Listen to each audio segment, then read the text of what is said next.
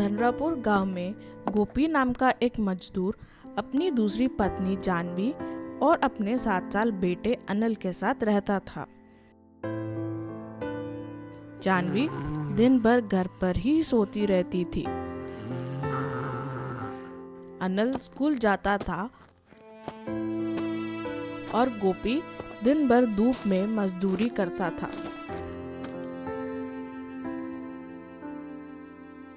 हर आम इंसान की तरह गोपी भी दिन भर मेहनत करने के बाद घर लौटकर अपनी पत्नी का खुशी चेहरा देखकर बच्चे के साथ खेलना चाहता था, लेकिन उसकी पत्नी रावण की बहन मीनाक्षी से कुछ कम नहीं थी।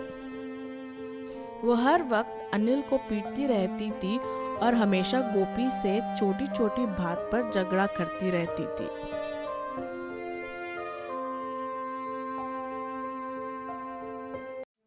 माँ, भूख लग रही है। तो मैं क्या करूं? थोड़ा सा खाना दे दो। तेरा हाथ टूट गया है या पैर? खुद लेकर खा नहीं सकता क्या? आपने ही तो बिना पूछे खाना को हाथ लगाने से मना किया था ना माँ।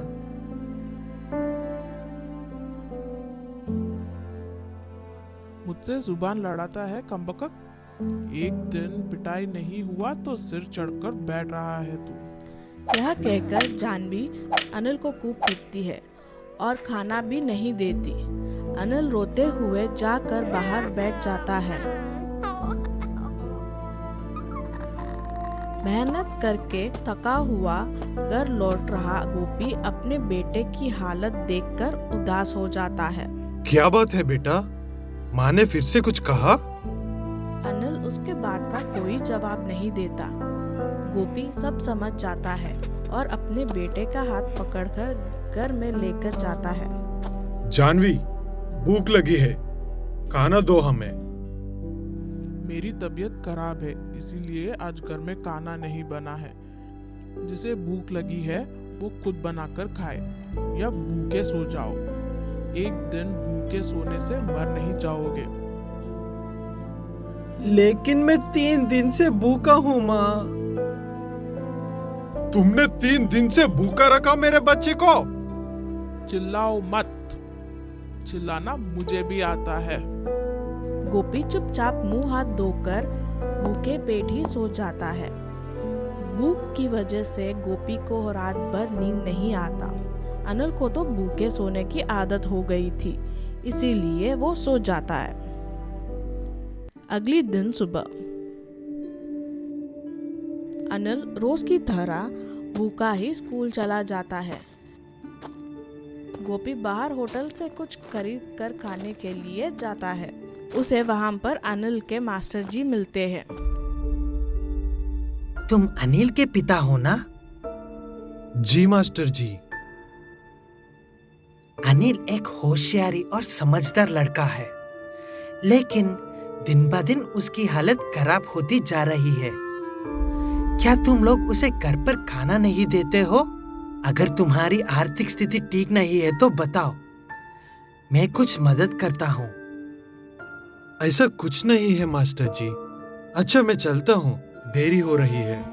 अपनी पत्नी से परेशान गोपी को कुछ समझ नहीं आता है, इसीलिए वो कमाए हुए पैसों से रोज पीकर घर आने लगता है। एक दिन ऐसा ही रविवार की दोपहर को अनिल खाना खाने के लिए घर में आता है। देखा तो उसकी माँ सो रही थी। अब माँ को जागूंगा तो खूब पिटाई होगी और खाना भी खाने को नहीं मिलेगा। मैं ही चुपके से खाना लेकर खा लेता हूँ। यह कहते हुए अनिल खाने के लिए किचन में जाकर अपने लिए खाना डाल ही रहा था कि उसका हाथ लगकर करी वाले बर्तन का सिर्फ ढक्कन गिर जाता है, जिसकी वजह से घर में बहुत बड़ी आवाज आती है। जानवी उस आवाज की वजह से नींद से उठकर सीधे किचन में आती है और अनिल को खूब मारते हुए ये कहती है, बाप पीवट और बेटा चोर, दोनों ने मिलकर मेरा जीना हराम कर दिया है।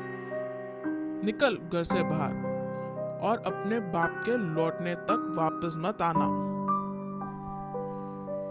अनिल को हमेशा की तरह घर से रोते हुए निकलते हुए देखकर उसके घर के पास वाली मीनाक्षी अनिल को आवाज लगाकर बुलाती है।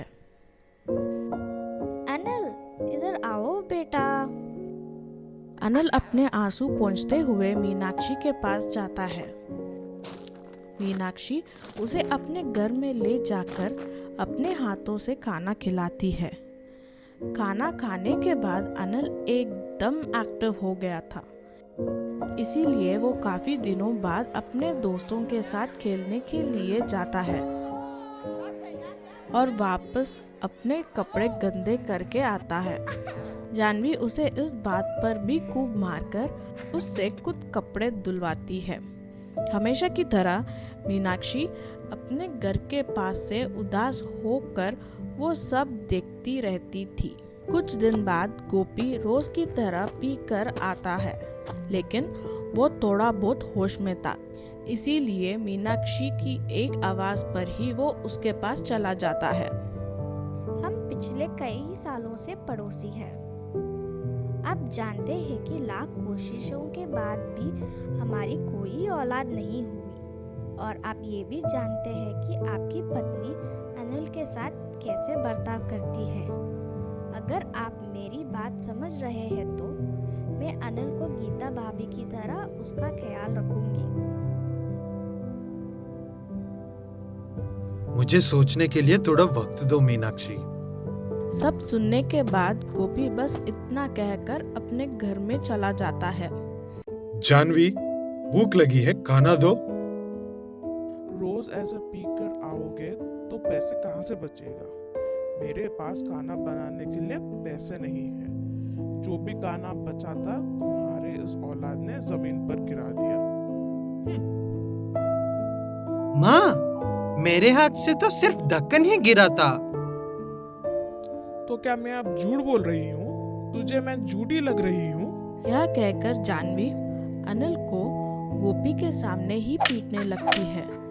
गोपी वो बर्दाश्त नहीं कर पाता और थोड़ी बहुत हिम्मत दिखाकर उस छड़ी को छीनकर जानवी की पिटाई करता है।